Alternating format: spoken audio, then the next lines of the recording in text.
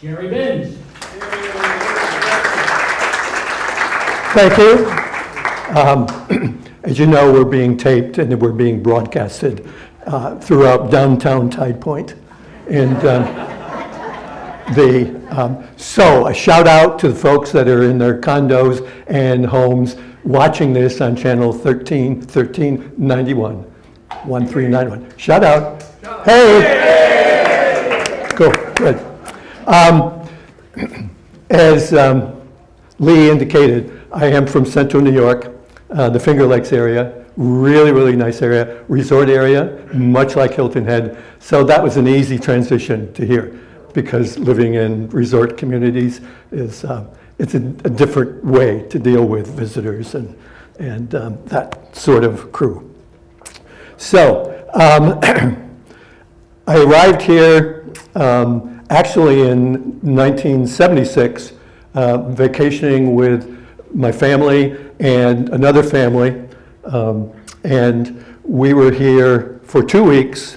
By the end of the first week, we had bought our timeshares, and so we had those, and we fell in love with immediately when we came across the bridge, and of course it was the end of March and early first part of April that we were here, and the azaleas were out, the ornamental fruit trees were blossom, the live oaks were just shedding all over the place, and the Spanish moss was making it well known to us of trying to figure out what that was and whether we could use it for our mattresses and things like that, like they use.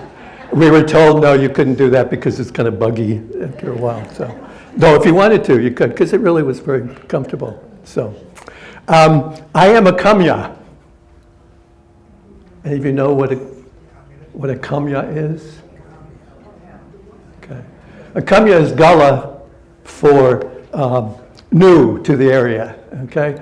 Not from here. That's kind of that, or that you moved here, or some similar type of thing. My grandkids are Binyas. They are native. My grandkids were all born here. And so that's because the kids, after they graduated from high school here, they went off to college and decided to come back. The nice thing, they didn't come and live with us. They found their own places to live. And we're married here. Two of the kids were married at St. Luke's. And the youngest one decided not to. So he has a partner, and they've lived there, she and him have lived together for a long time. Now they have their own separate houses, but you know how families are. They kind of, so. Anyways, my kids went to school on the mainland because there was no high school here, and other than Sea Pines Academy, which was private school. And they went to public school on the mainland. Also on the mainland was May River Academy, and that was came into being as a result of the integration of the schools in Bluffton. My kids, the school district was integrated about 3 years before they started school here. And when they graduated in '81, their class, I have twins, by the way. The oldest kids are twins, a boy and a girl. And their class was approximately maybe 70 to 80% black, and the rest were white. By the time their younger brother, who was started here in 7th grade, started at H.E. McCracken in 7th grade. By the time, and he was in the first graduating class of Hilton Head High School when it first opened. But that wasn't high school to him because he was only there for 3 months. Came in at the end of the senior year, and that was in 1984. And by then, the demographics had just reversed themselves practically. And that kind of gives you an idea of the growth that occurred in the latter part of the 70s and in the first part of the 80s. And there was a period of time that by the mid-80s, people were getting, well, actually a little bit before then, the locals were getting somewhat concerned about the weight of all the new buildings that were going up and all the people coming in, that the island was going to sink. And so was born the Burn the Bridgers group. And if some of you were here at the time, my apologies if you were a member of that group. We were just a part of Beaufort County. We were not a municipality in the late 70s. We did not become a municipality until 1983. By then, we were ready to move the kids on off to college and so on and so forth. But it was an interesting thing at that time. And there were a number of people, and I think largely generated by the folks that lived in Sea Pines. And maybe a few people that lived in Hilton Head Plantation. There were not as many gated communities in those days. They pretty much were all on the east side of the island, all had, for the most part, ocean access in some way, and the surrounding various communities that existed at the time. The west side of the island, Long Cove and Wexford, as far as gated communities, and Indigo Run, the one at the north end, Windmill Harbor. They were not developed yet, and they didn't come in until a little bit later. So when you drove up and down 278, which has always been called William Hilton Parkway, but we didn't use that. It was always 278. Now that there's two 278s, a business and a regular, and they changed the old 278 to out here, across the bridge when they put in the Cross Island Bridge. Now, and I still call it 278, irregardless of what one it is. So, but you get used to. So, we moved into Palmetto Dunes. When we were on vacation here in 76 and 77, we had, that's about the timeshares, we had one in Sea Pines at South Beach, and then we had another one in Palmetto Dunes, so that we could kind of get an idea where we might want to retire to when we got to be retirement age. It only took us 2 years, not to get to retirement age, but to decide we really wanted to live here.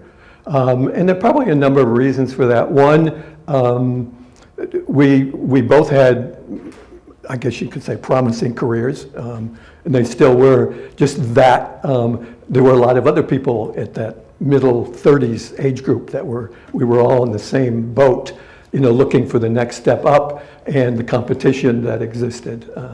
So we decided to make the move.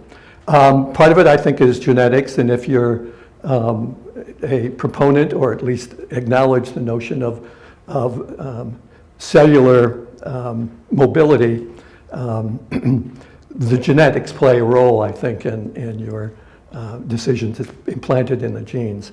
My family came to this country and arrived in Massachusetts Bay Colony in 1629. And so, if they came here across the ocean, I could make it to Hilton Head in my 1978 Oldsmobile Custom Cruiser. So, did that. Subsequent to that time, I found out about some additional things about my family earlier than that. And but that's another, I think some of you may be aware of from your American history, your Western civilization. The War of the Roses, that's my family, back in the Middle Ages. The two sides of the Plantagenet family, but that's another whole separate story. So, anyways, that interest and not knowing it, of wanderlust, if you will, and let's start something new and let's be adventuresome and so on and so forth. And the same with my wife, her family. Her family came into Virginia in the 1600s, and they moved west, like my family did. So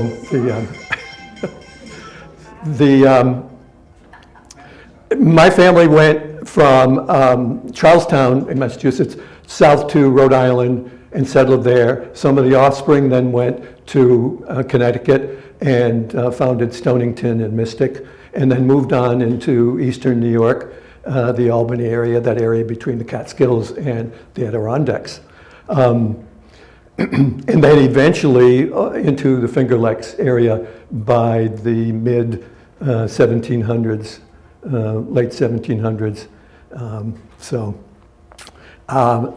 And since they could do all that, we certainly could do that in moving here. Career-wise, as I said, we were in competition with all of our colleagues and decided, well, let's plant some roots elsewhere. And so we did that.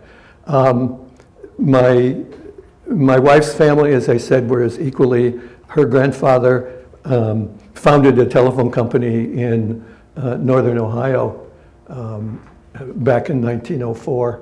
He was a telephone pioneer. And about the same time we were making a move, the telephone company was undergoing an assortment of mergers.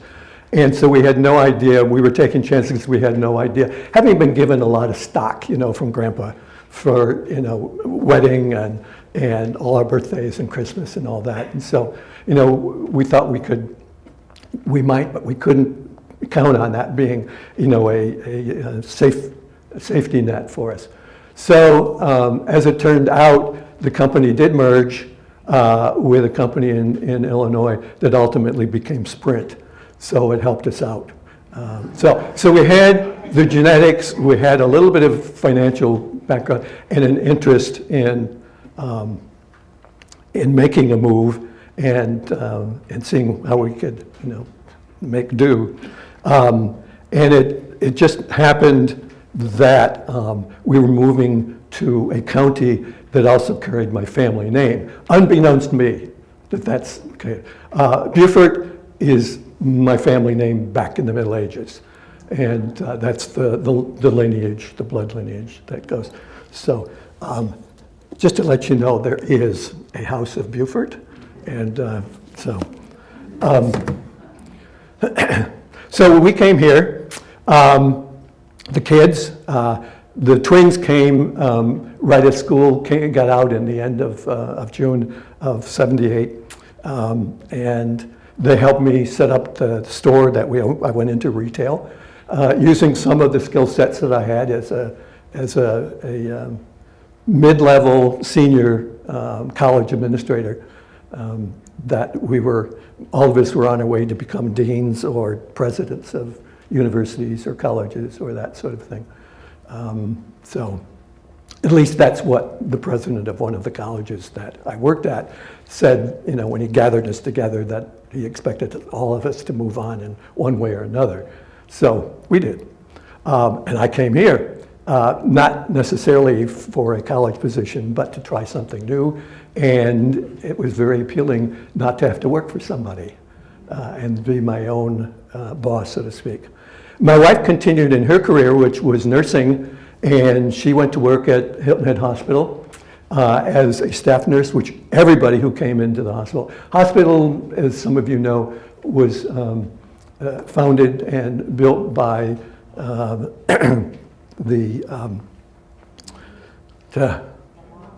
Thank you. See, when we get to this age, and you know perfectly well, and the vision is there, but the names go out completely. Yes. Anyways, the lots. And Beryl and I served on a board together a number of years later. And anyways, and those of you who don't know, but Dr. Lamont was an orthopedic guy at Roosevelt Hospital in New York City, and was the team physician for the Mets. Boo, boo. I'm a big Braves fan, sorry. And they're playing tonight, by the way. Anyways, the kids helped me set up. They were 14 going on 15 at the time. And we got the store set up. It was a puzzle and game shop. Interesting. A puzzle and game shop. Well, you know, we'd always, as a family, we'd always, you know, you put, how many you do puzzles, right? So, and games, and family games, things like that. And we, you know, we brought in things that were not your everyday, even though we did carry the Monopolies and the Sorries and all those kinds of things, but we brought in unusual games. Trivial Pursuit was one of the ones that was big at the time we had the stores, and also the beginning of the electronic games were happening at the time. We closed the shop in 1984 because there was so many shops opening up stores, and the population here did not match that at that particular point in time. But there were a lot of retail spaces, and it was kind of looking like it does now in some places where there's empty buildings and empty spaces and things of that sort. So, anyways, during that period of time, I had done some work as a member of the Chamber of Commerce. And the Chamber of Commerce in the early days was kind of our government, so to speak. If you wanted to know what was going on, I mean, legally, all of the gated communities with their covenants and things, plus whatever elements of county government that kind of existed here. But people were kind of in their own, doing their own thing here, so to speak. I was going to dress today in the clothes that we were permitted to wear at the time, which was basically shorts and t-shirts. The only people who wore ties were either the lawyers or any salesperson who came to the island. Anyone else was suspect. So my allegiance now is I can wear without socks. So that was my for today. Normally I wore shorts in my store. At Christmas time we decorated. We decorated, but at Christmas time it was the members of the Elf Union Local 205, and we all dressed as elves in the staff at Christmas time. And so it made it interesting to do that. The store was initially located in the Plantation Center. Now, the Plantation Center is where Santa Fe Cafe is now. There was that big building that now has the Fidelity offices, that housed a design business, furniture, and also, you know, all the interior designers that were on staff there as well. Across the street from the the Art Center now, which used to be known as the Self Family Art Center. Again, in the Self family, of course, we're associated with Pomato Dunes. Pomato Dunes is where we lived. We chose that over Sea Pines because when we were vacationing here, we decided we did not want to have to travel from the south end, which is where we had the timeshare.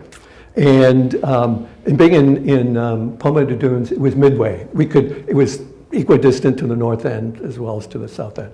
And we all know that, you know, those of you who came here from Sea Pines, you never went past the circle. You didn't go north at all, unless you had to go off the island, and then you went up. But at the same time, those of you who came from Hilton Head Plantation to here, you didn't come past Pomato Dunes.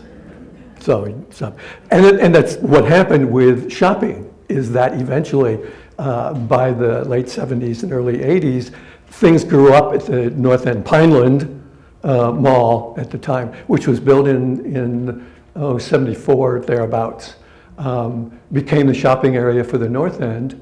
And that's where I had one of my stores. We expanded our stores, but I had another store there. That was another gift shop variety.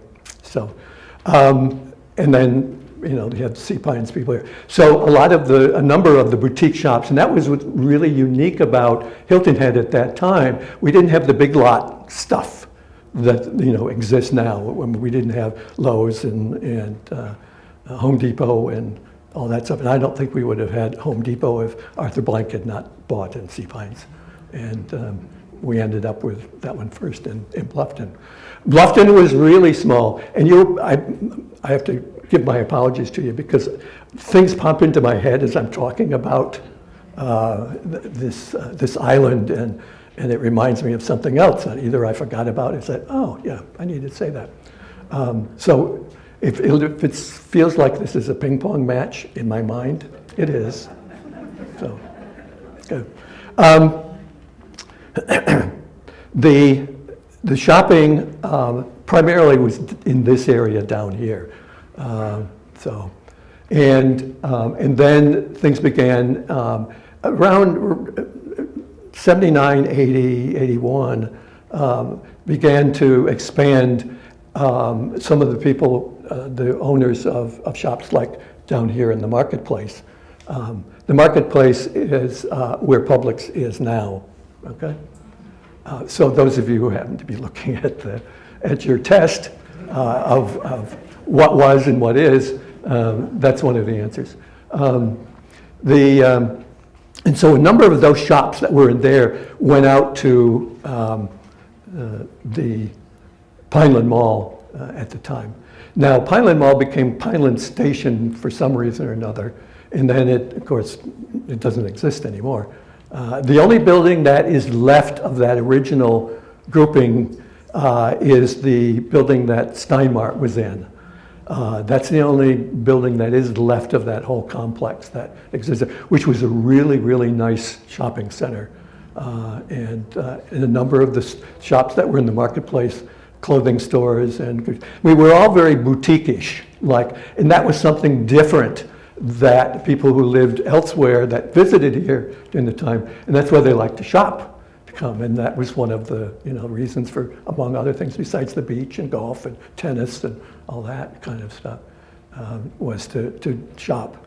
And then, as I said, it kind of got out of hand, and then the big lots came in, so to speak, and things changed. So it closed the stores and decided to do something else. I had been involved with the Chamber of Commerce, as I said, started before, and because as a member and got involved with their education committee and so on and so forth. Then at the same time, I became Dean of Continuing Education at Technical College of the Lowcountry. At the time it was called Buford Tech. And it's a community college for those of you who may be from other states that have that system. But they just all happen to be called technical colleges, even though they also have transition programs that are liberal arts so that kids can start locally and then transfer to any of the universities in this state or out of state. So I was Dean of Continuing Education for that and working with the Chamber of Commerce here and in Beaufort. And so I got involved with that, and that helped pay some of the bills, and it allowed for survival and also to pay for college tuition and things of that sort. The stock didn't hurt because that helped out. So anyways, during that period of time, we learned a lot about the island, things like hurricanes, things like snakes. Let's see, what else did we learn? Oh, yeah, the trees. That's what the island looked like. And the amazing thing that Hurricane Matthew did, for those of you, how many were here when Matthew was here? Good, number of you, yeah. So you know what it did. This is a view from my backyard in Palmetto Dunes. That's part of the 11-mile lagoon system. And a whole bunch of those trees are no longer there, though they have come back up. I mean, they were stripped, as most of the trees, and there were a lot of, I think, what was it, about 120,000 trees were estimated that went over on the island during Matthew. That was one of the times we evacuated. One of the other times that the hurricane did a major pruning of things was Hurricane David in September of 79. And that came in just south of Savannah And so we were on the north side of that, the northeast side of it. And that, how many were here back then? Anybody? Zosh was, I know Zosh was. So, yeah. Zosh came the same year I did. That's why she's my mom. She's my house mother. She keeps track of me, makes sure I'm behaving. So, thank you, Mom. Appreciate it. Yeah. I'm glad you're behaving yourself. Thank you. Thank you. So, anyways, yeah, that in that particular Hurricane David, that was our first hurricane here. I mean, we had, when we lived in New York, we would have the remnants, but it was mostly, might get up to 74 miles an hour, 75, that basic category 1 that our experience was in living in central New York. But David was the first one. Subsequent to that, there were a number of them. I remember one year we had 2 of them where evacuation was called, one in July and one in early September. Bertha and Kate, I think, were the 2 of them. And I remember after Bertha, we just sort of kept everything packed and just ready to go because that was so early. It was like July 4th, 7th, somewhere around that time. So. Jumping back to the story, because I wanted to mention this. When my kids first came here and starting school, that summer of when they were here, fireworks, because they came right around 4th of July, and so we went to see the fireworks. The fireworks were at Caligny Plaza, or Caligny Beach, rather. And so it was really, and they did that for a few years. And then they, the problems with keeping boats level and so on and so forth were a number of the reasons that were given about why they changed that and moved them elsewhere. So it was just a really neat experience for them, and then also I think that same summer, one of the local groups at the time that was I think it was the Island Council for the Arts had been in operation maybe a year or 2, and they sponsored a festival here that was on the grounds of TidePointe Academy. And part of the entertainment for there, and you paid X amount of money to get into the fairgrounds. But the entertainment that evening that we went were the Fartophonics. Anybody remember that at all from back then? So the Fartophonics, 2 or 3 of the people that were part of that were ad agency people that lived here. There were 3 major advertising agencies here on the island that were doing national advertising for the island, and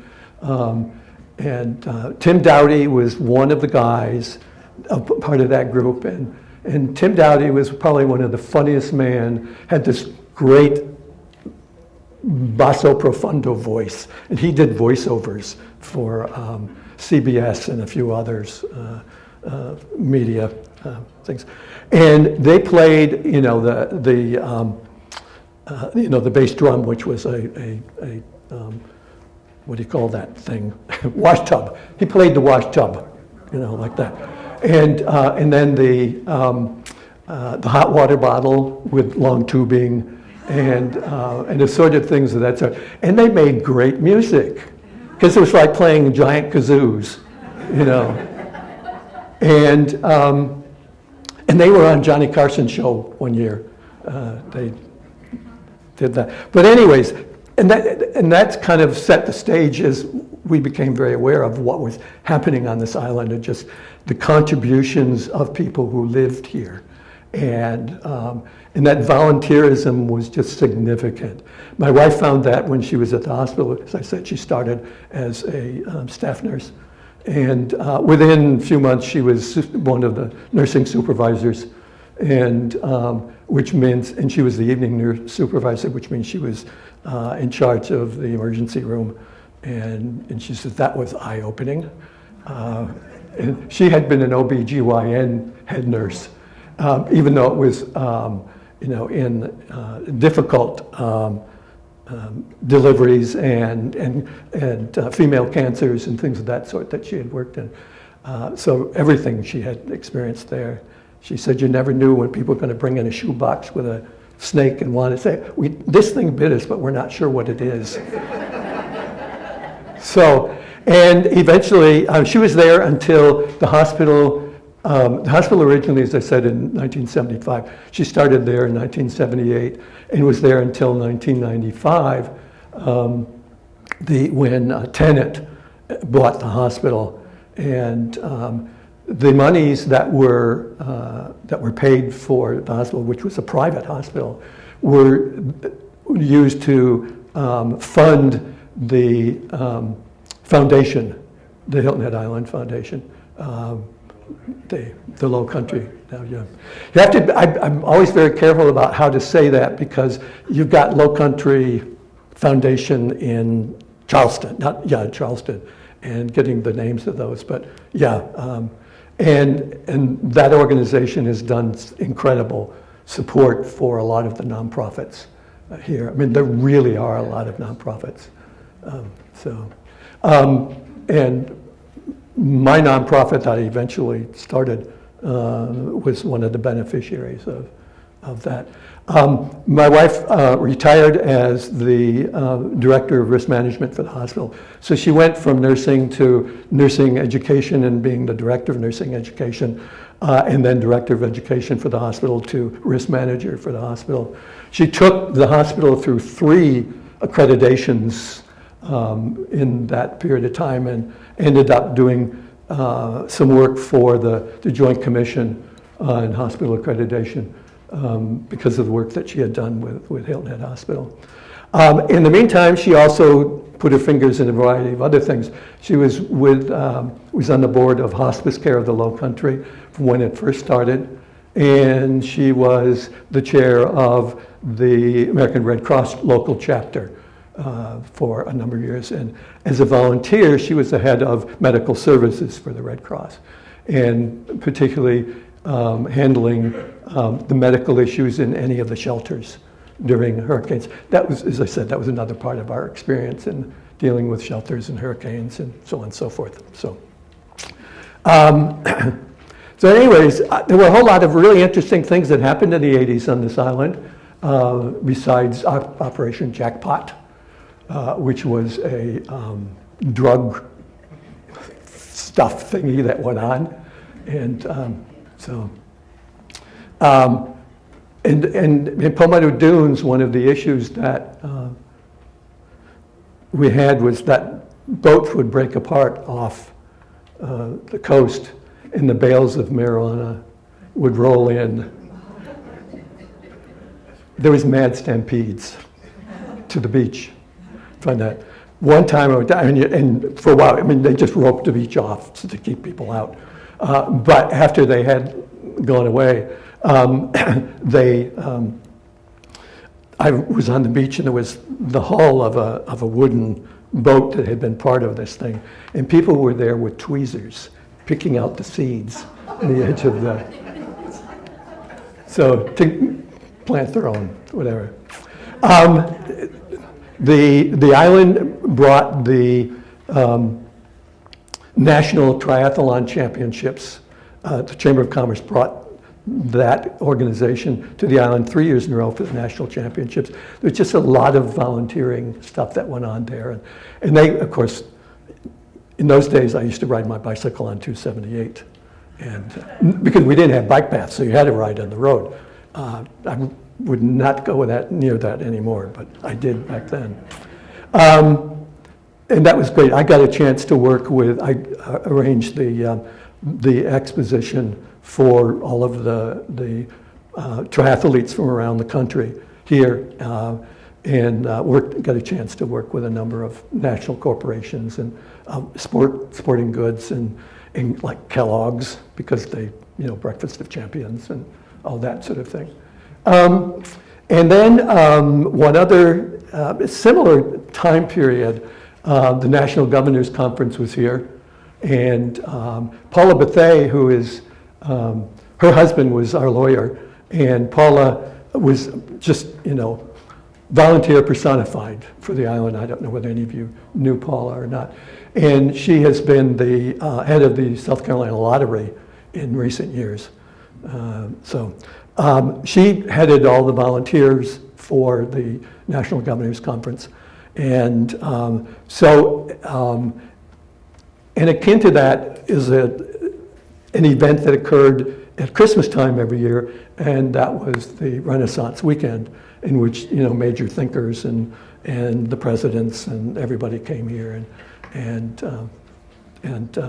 intermingled, and so that kind of has been in those days, and I suppose it is today, but you could kind of get closer to some of those named peoples, and you rub elbows with them, and it was just they're just okay. Like we always say, they put their pants on one leg at a time, just like the rest of us. But it was really kind of fun to be able to meet some of them and interact with them.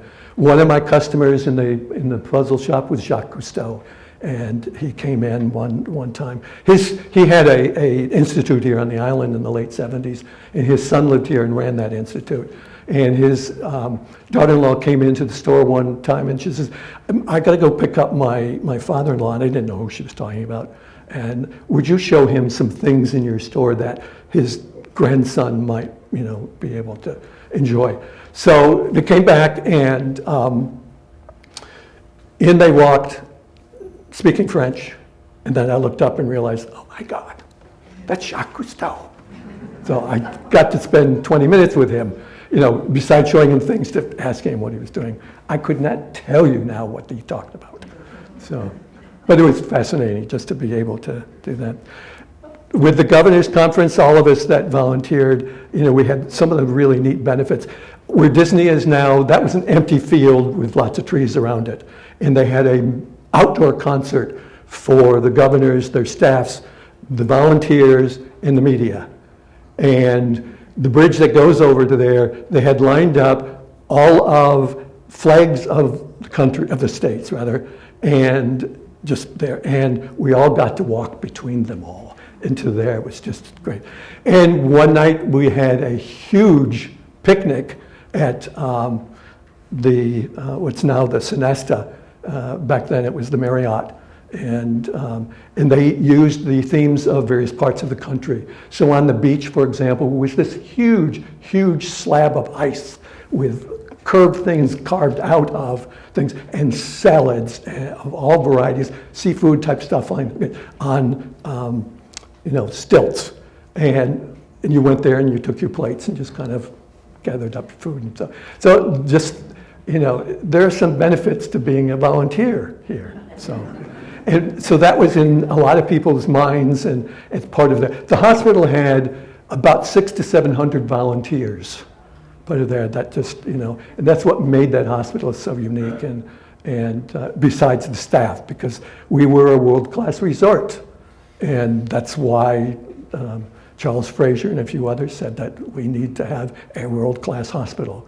And in those days, we had a world-class hospital and some really neat physicians and specialists. And so, and I miss a little bit of that now that I have a new knee, by the way. My orthopedic from Beaufort did that. So, anyways, there were a whole bunch of things I did, and serving on some boards. I was on a board, the Mental Health Association, and of course mental health these days is becoming a significant issue given gun violence and so on and so forth. And I was on the board, and I filled in when we fired the executive director. Don't remember why, but she was fired. And I said, okay, I've got some free time, and I'll, plug myself in there, which I did. And I got a call one day from a mother in Hardyville asking if we had a support group for families with AIDS. And because we, dealt with stigma in the Mental Health Association, and they thought that would be at least a starting point to find out. We did not have a support group. We did have support groups, but we did not have one. We did support groups for some of the kids in high school who came from really difficult situations. And that was a whole other, that's an hour's worth of conversation. Anyways, I said, let me call around, see who's got something and whatever. So I did. I made some calls to Savannah and the Columbia to DHEC and the health department here in Beaver County and so on and so forth, and found that there was nothing. Voila, I can do something. And I did. I founded the first AIDS organization in the Low Country, well, second one. First one was in Charleston.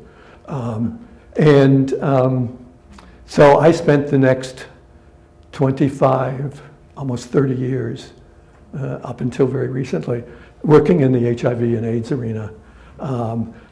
One, first starting out to educate kids, and I got permission to be into the schools and talk about sex, which is a difficult, challenging thing to do anyways. And I found it very interesting in finding myself, for example, in Hardyville, even here on the island, in standing in front of a group of 13 and 14-year-old black kids in the gymnasium talking about AIDS and talking about sex.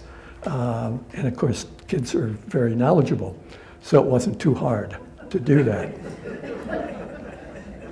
I also ended up doing, later on, I ended up doing some AIDS education with adults when it became known that the condominium Casanovas in Florida were making rounds. And and that adults needed to be aware of how the disease is transmitted.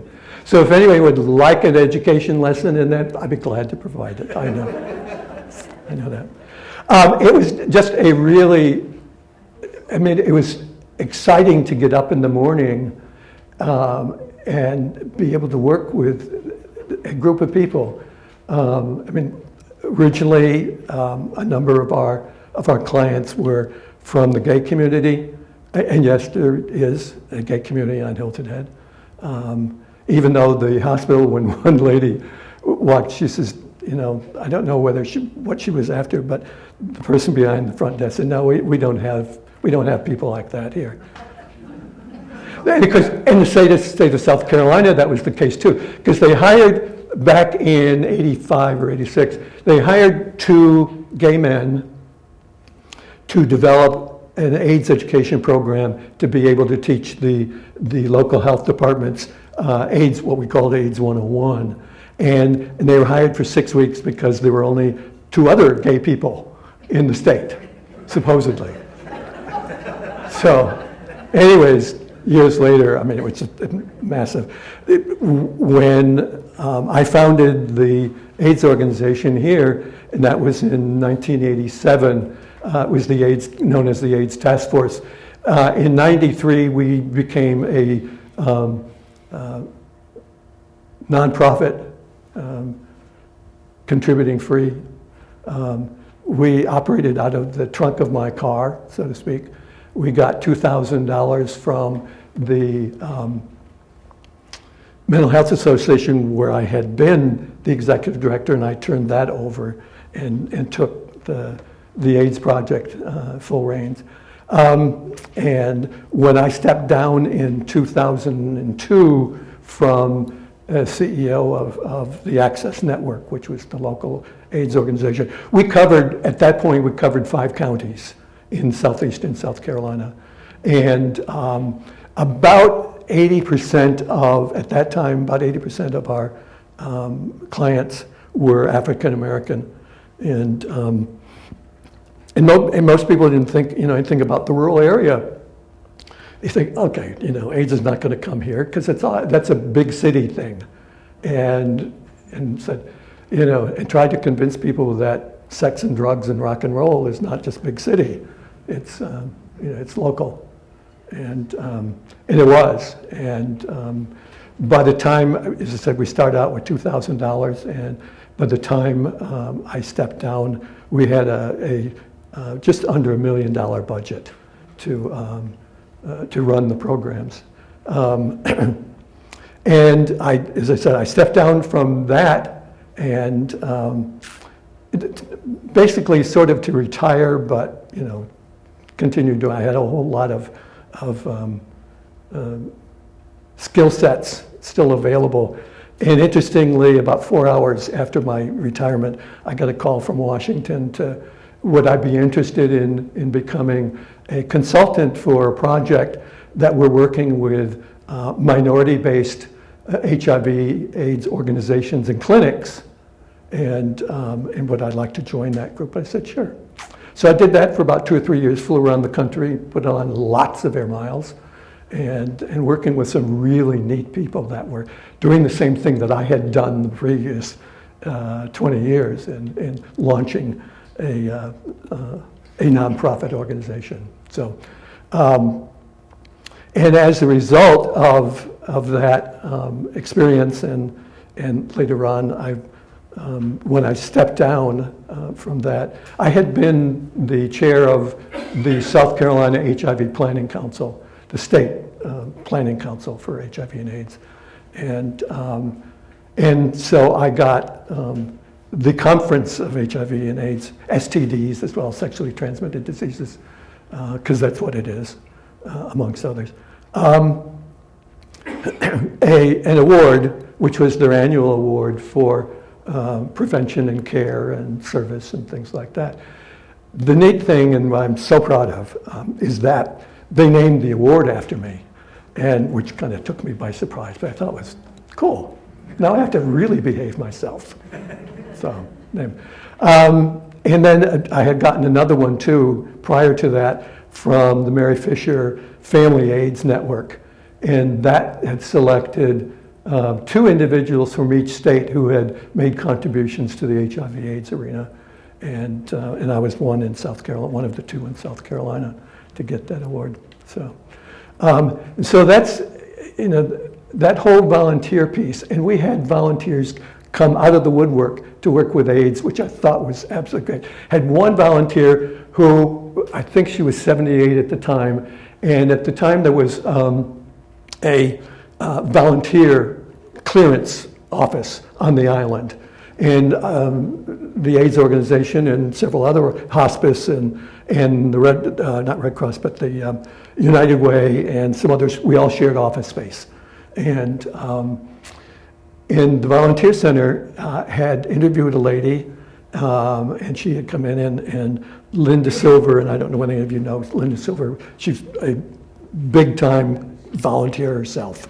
And Linda came down the hallway to my office and she says, I've got a live one for you. I said, what do you mean? She said, I have a lady who just came, sat in my office, and she wanted to volunteer, and I was giving her suggestions about working with the kids, at the elementary school and so on and so forth. And the lady said, I want something meaty, like AIDS. She was one of my greatest volunteers. She was about yay high, and as I said, she was in it. And the clients had trouble with her only because she wanted to drive them every place. And she didn't drive all that well, but she drove. But she was just a delight, and because we took all our volunteers through an education program that included condom instructions. And she was unbelievable in that. She had no idea what they were. And she says, I've come this far in life and I didn't know what they were and what they were for. Anyways, that's that. I've only done some real broad brush strokes of this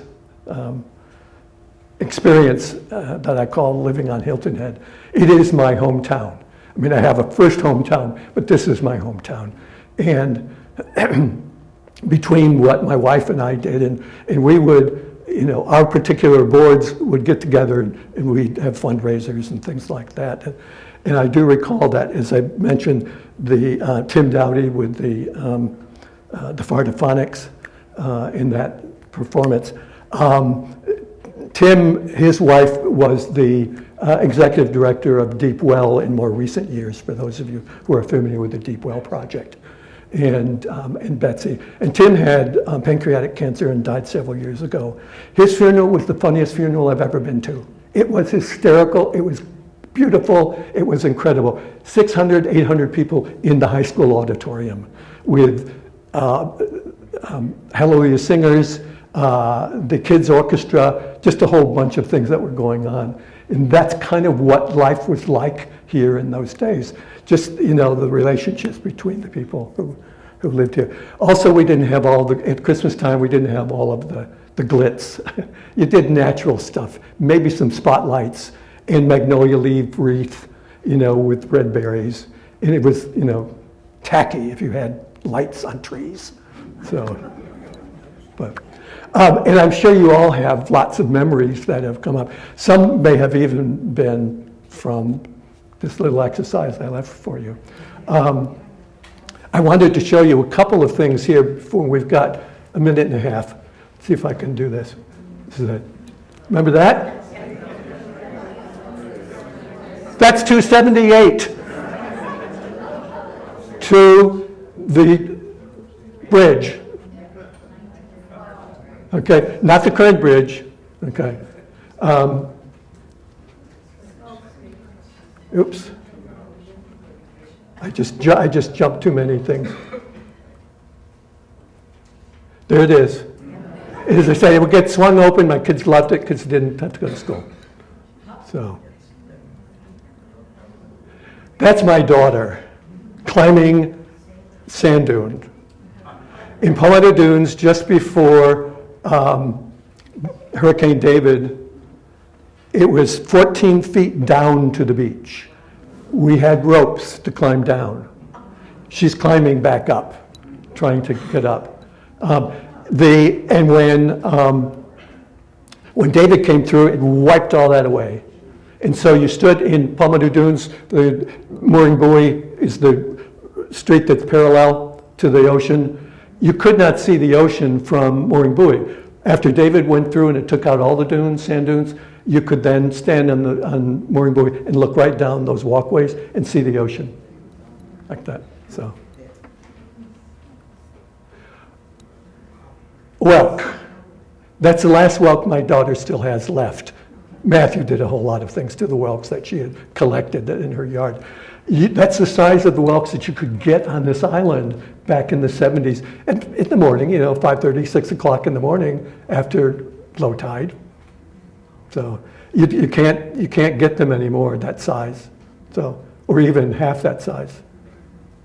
So that's kind of what was like, And we did crabbing and clamming and things like that. So, and then it said we learn how to deal with things like that crawled in your house. And it was harder when the snakes got in, but that's another story altogether. So, my ward, so that they named it to me, and that the national caregiver. My son-in-law took that picture, so, which is just gorgeous of the area. So,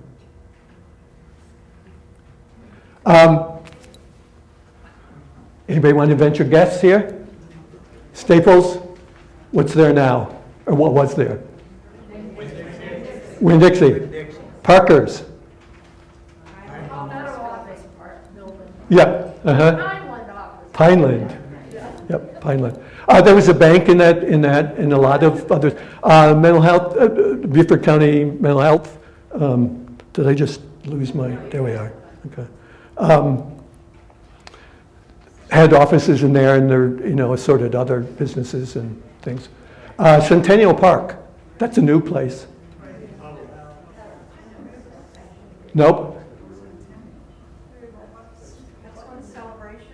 Celebration Park. Did I get that right? That's right. Thank you. My apologies.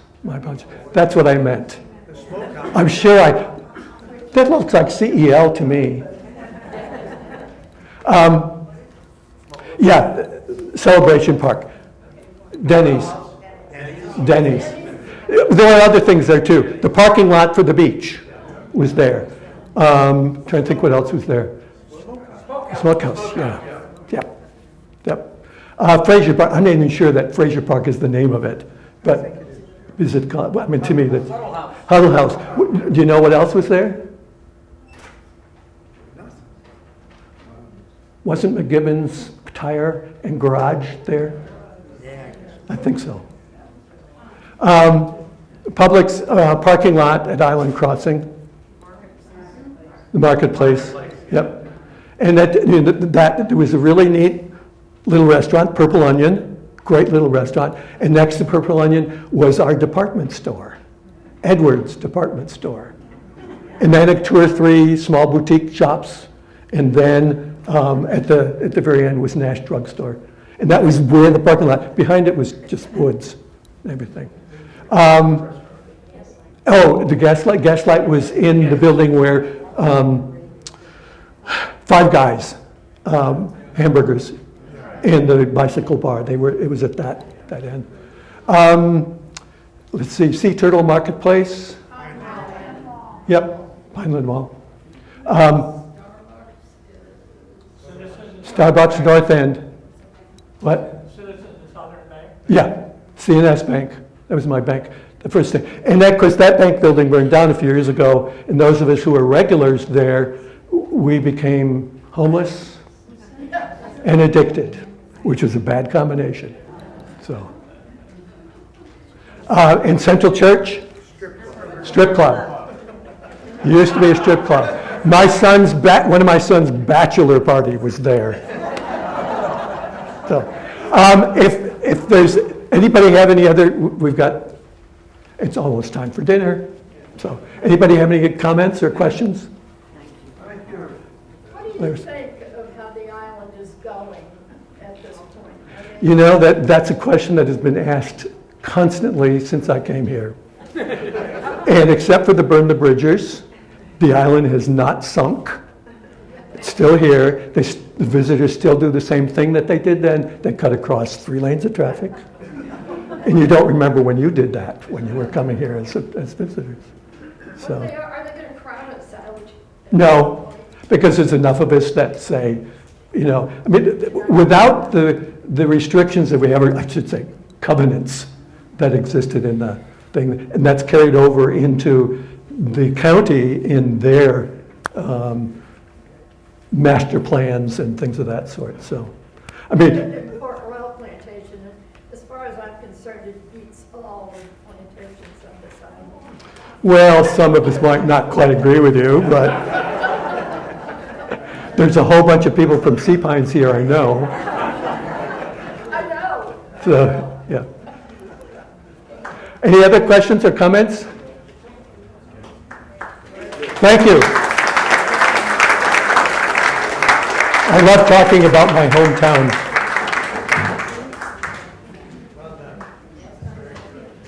Thank you, Jerry. That was very informative. I'm sure we learned a lot. Next month we have Jay Finch, who's going to be talking. Yay! Yay for Jay. So please put on your calendars. It's the second Monday of the month. Remember, we have 3 tickets to the Savannah Bananas. So last chance, go see Joy. And we are always looking for new speakers. We all have a story to tell. Please see me, and we'll put you on our schedule. Right now, we're booking for October. So come see me. Thank you very much for your time. Have a good night.